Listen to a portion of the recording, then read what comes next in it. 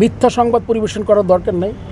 আপনি সত্যিটা তুলে ধরেন, সমালোচনা করেন, যাতে গঠনমূলক সমালোচনা করে তারা ইমপ্রুভ করতে পারে ক্রিকেট বোর্ড। আমাদের অনেক বড় বড় প্লেয়ার যারা মনে করেন আমার কথাই ধরেন, আমি বাংলাদেশ টিমের চিফ সিলেক্টর ছিলাম, ক্যাপ্টেন ছিলাম, মিথ্যা কথা ছড়িয়েছে মানুষজন।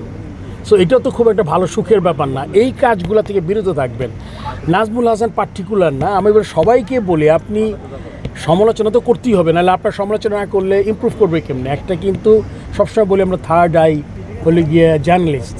সো জার্নালিস্ট আপনারা যখনই আপনারা অসংলগ্নতা তুলে ধরবেন, সবসময় কিন্তু হেল্প করবে কাকে, যেই অর্গানাইজেশনের বিরুদ্ধে কথা বলবেন তাদের।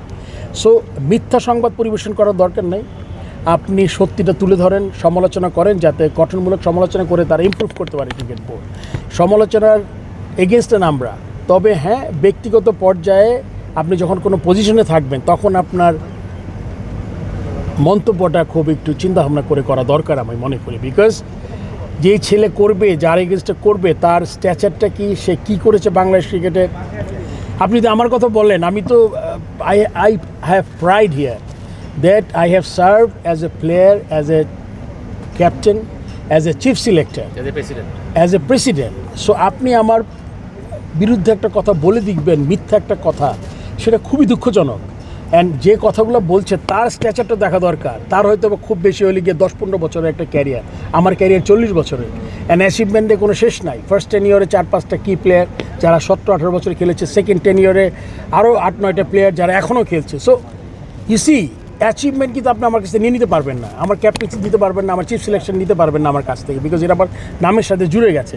সো যখনই কারো ব্যক্তিগতভাবে কোনো এজেন্ডা ভিত্তিক নিউজ করে তার চরিত্র হরণ করার চেষ্টা করেন, এটা আপনাদের সবার কাছে আমার অনুরোধ, এটা করবেন না। এটা আপনি করবেন না। আপনার সাথে দ্বিমত থাকতে পারে, আমার সাথে দ্বিমত থাকতে পারে, আপনি আমাকে পছন্দ করতে না পারেন, সবাই সবার বেস্ট ফ্রেন্ড হতে পারবে না। কিন্তু আপনি যখনই সমালোচনা করবেন যাতে গঠনমূলক হয়, সত্যি কিছু পেলে আপনি অবশ্যই তুলে ধরবেন, সেটা আপনার সবার কাছে অনুরোধ। এবং আমার মনে হয় যে আমরা যখন কোনো মন্তব্য করবো এই ব্যাপারে যাতে আমরা কেয়ারফুল থাকি। আমি 2টা রেজিগনেশন এটা দেখেছি, একান্তে ব্যক্তিগত কারণ দেখিয়েছে। তাতে করে আসলে যদি ব্যক্তিগত কারণ মনে করেন, আমি যদি কালকে না থাকি, আমার কোনো ব্যক্তিগত কারণ হতে পারে, তাই না? এটাতে আমি আসলে বোর্ডের জন্য খুব বেশি, আপনি জানেন আমাদের 25 জন ডিরেক্টর, এরা থাকলে ভালো হতো, না থাকলে আমার মনে হয় বোর্ড যে চলবে না বোর্ডের মতো, আমার মনে চলবে বোর্ড। সাকিব আল হাসানের ব্যাপারটা আমি বলেছিলাম যে এইটা এখন যেই পর্যায়ে আছে বোর্ডের থেকে আমরা আমাদের পজিশনটা ক্লিয়ার করেছি।